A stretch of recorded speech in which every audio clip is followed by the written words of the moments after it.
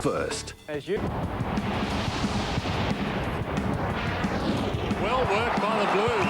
Merrington has some Carlton by a goal to put the Blues in front. Drives it through the middle. One grab, two. Well, it's just brilliant stuff once again. High ball. Hands to it. Did he get a free? Carlton with the all-important takeaway.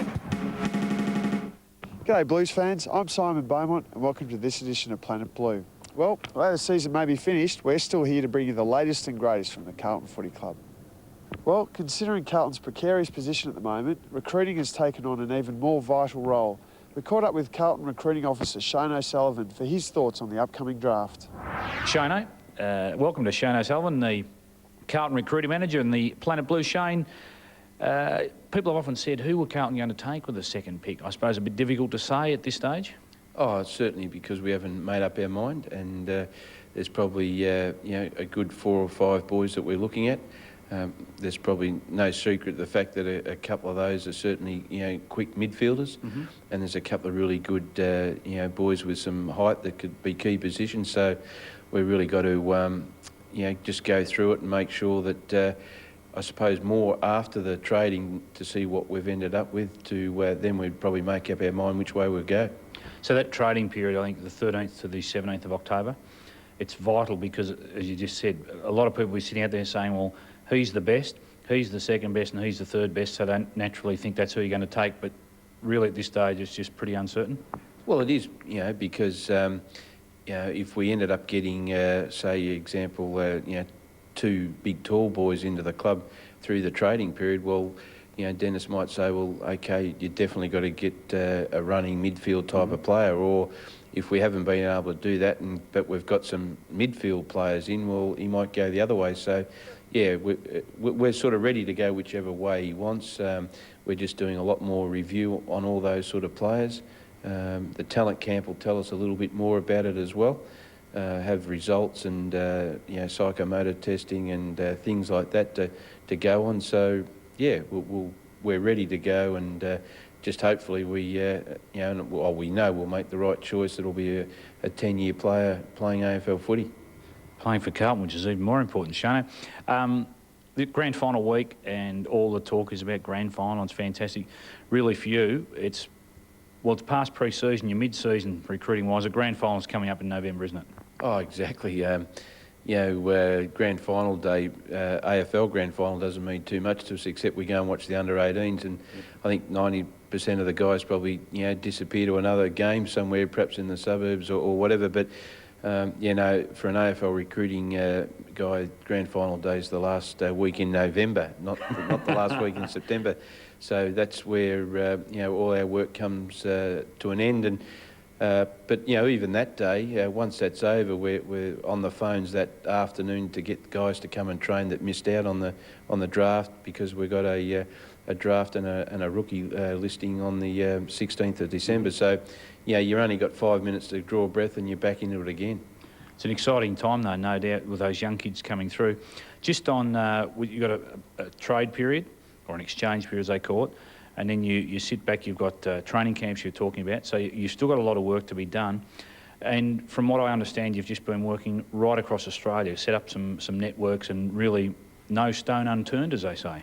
Oh, that's right. Look, it's been terrific. I'll be honest, it was sort of also the board sort of wanted to make sure that we're doing everything we possibly can, and it's good when new people come in, they have different ideas, and perhaps you think and I'm sure we do cover everything very well, but sometimes an idea from somewhere else is good. And this year we sort of got these recruiting forums. Every time we played interstate, we'd get Carlton people plus people outside Carlton to come in and just sort of go over the players, say the Western Australian players, to make sure we're not missing anyone, and to get other views and that sort of thing. So yeah, it's been terrific. We've actually probably out of that 2 or 3 guys that we knew about, but probably through people giving us a bit more insight into them, have had a little bit more of a look at them. And also in the country, Victoria, where it's such a strong, still footy in the Ovens and Murray and these sort of areas, the Goulburn Valley and all that, there's certainly, don't be surprised if we pick some players from Victorian country to come in and be on our list at the end of the year. When you say from Victorian country, you're talking potentially, and I know, we don't know for sure, but potentially sort of 22, 23-year-olds? Exactly. Yep. We look, who knows how many picks we really will have, but, let's say if we were, having 6, 7, even 8 picks, say, because you got the Rattons retired and the Hickmonts and a few of those. So, it's not going to be hard to get to that number sometimes. So we can't have another 18, 17-year-olds come into the club. We've certainly got to get perhaps half and half, where you've got, guys that have got a stronger body and also some of the guys interstate that are, around the 21, 22 mark playing really good senior footy who, that could play AFL next year with an opportunity. So you've got to get that real balance. I mean, we've got a lot of young fellas here anyway. You just can't load up and have, young fellas, because at the end of the day, we saw with young Cade Simpson last year, we know he's going to be a good player, terrific in the VFL, he's still not quite strong enough. So if we had another 6 of those, Dennis's job, going to be pretty hard. But so you've got to get that balance pretty right. Just want to ask you a final one. The new rules under the CBA, when a new player is drafted into the AFL, a minimum of 2 years on the list, that would put more, I guess it's hard to say more pressure, but I think it adds more pressure to you and for drafting a player. And will that have any impact on a guy, for example, like Carl Norman? People saw him as a smoky, a pretty big risk last year. Will that mean people, not saying just Carlton, but clubs will perhaps think twice, knowing, gee, we've got to take this guy for 2 years? Oh, it definitely will. Talking to a couple of clubs the other night at the Media Awards, and I think what you might find is a few of the guys that get delisted from clubs because of salary caps and things like that. I think you'll find that clubs might pick a few of them up so they can have them for 1 year, just to sort of keep a bit of flexibility in their list. But look, at the end of the day, if you believe in the player that you want to draft, and you just got to go for it.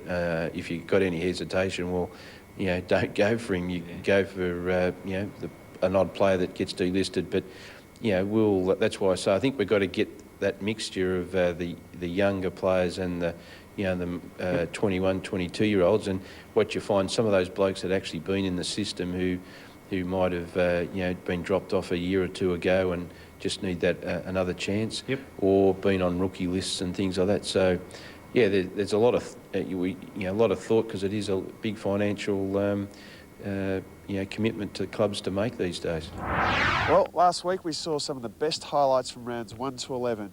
Now it's time to check out the highlights from rounds 12 to 22. Let's have a look. Charging through, and he might get a free kick to get proceedings underway. Good positive start for Lance, who has been struggling a little for form this year. Gets it in there quickly. McKernan riding the wave, couldn't take it. Camporelli in the clear, sees the open goal and finds it immediately. Terrific start. Get a chance through Fisher. He squeezed a kick away. Now Murphy, if he can gather, he can get the shot off. He does. And kicks truly. Keep you warm if you're watching on. 7 points the margin. The Blues have kicked 5 goals to 3 in this third quarter. Jared Waite stamps himself on the game. Franchina finishes it, and the Blues have got another on the board.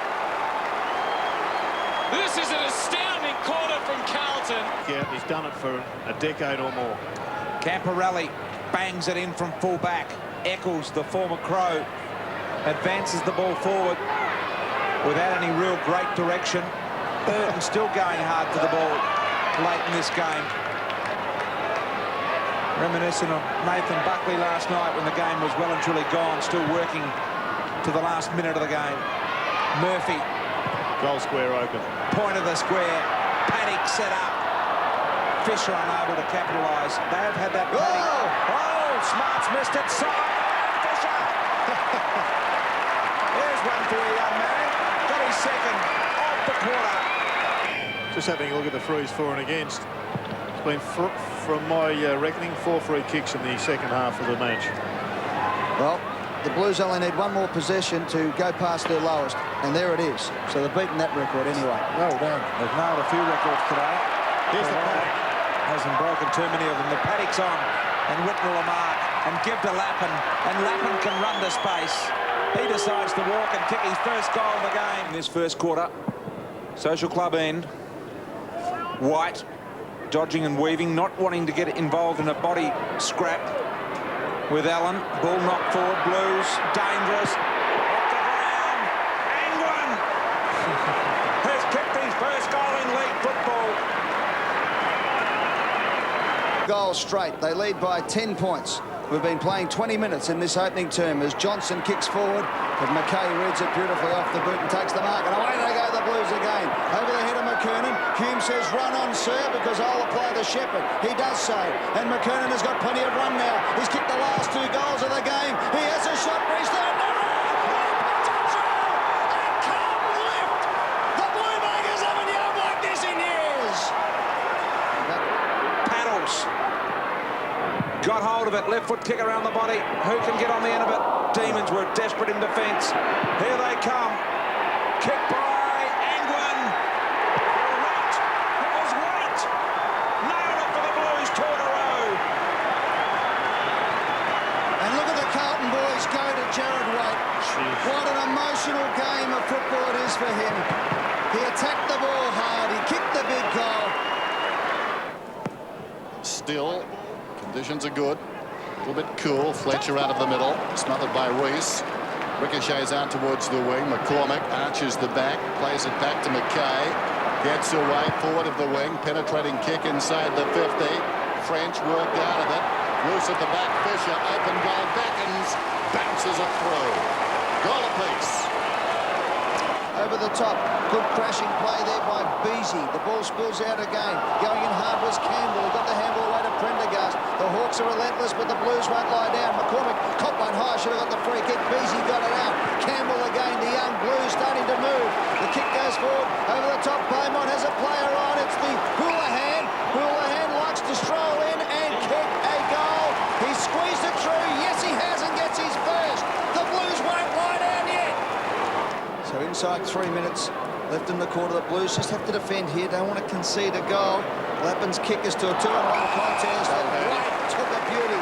That's why the Blues re-signed this young man for a couple of years during the week. Great man. That is a beauty. Jared White. Michael Stevens, who's looked impressive so far. Now Beaumont finds a way. Again, it's in quick. Lappin waiting down. If it hits the ground, it does hit the ground. Spills away to Camporelli. Adjusts his position. Aligns himself with the goals. Well, that's it for this edition of Planet Blue. Thanks for tuning in. Unfortunately, it's our very last episode. So on behalf of myself and the pup, Darren Hume, it's been great fun bringing you the show. I'm Simon Beaumont. Thanks for tuning in. You've been watching Planet Blue. High ball. Hands to it. Did he get a free? Carlton with the all-important takeaway.